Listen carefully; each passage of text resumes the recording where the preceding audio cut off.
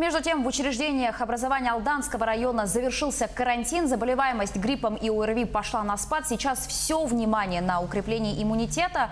Каким образом идет оздоровление, узнавали наши алданские коллеги. В 7 классе школы номер 2 урок математики. Ребята продолжают осваивать арифметическую прогрессию. Кто дома самостоятельно занимался, а кто даже не открывал учебник, педагог сразу видит. Но теперь взяться за ум придется всем. Карантин в Алданском районе завершился, и рабочий процесс набрал обороты в первый день. Никаких расслаблений у нас, послаблений.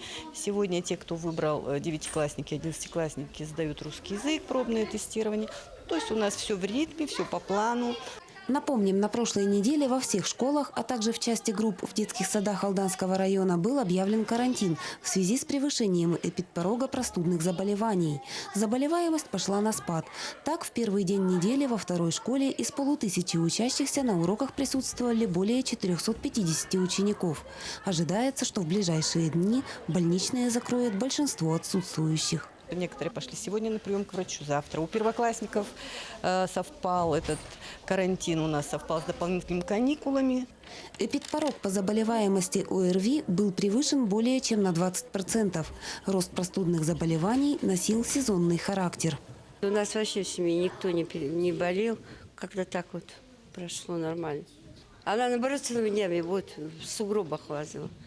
Но она мало болеет у нас вообще. Как-то легко все. А то напугались с этим карантином. Минимизировать риск заражения простудой можно. Те, кто по каким-то причинам не получил прививку от гриппа, уповают на неспецифические методы профилактики, заключающиеся в закаливании и укреплении иммунитета.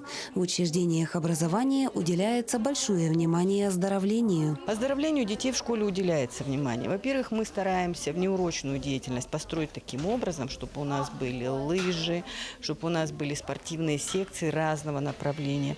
Во-вторых, мы очень отслеживаем, как наши дети посещают спортивные секции других, то есть детской, юношеской спортивной школы. Потом у нас часы здоровья проводятся еженедельно. К наиболее распространенным методам, повышающим сопротивляемость организма вирусам, относятся проветривание и кварцевание помещений, прогулки на свежем воздухе и употребление витаминов. Татьяна Вахнина, Сергей Шипачев, Александр Лукин, Алдан.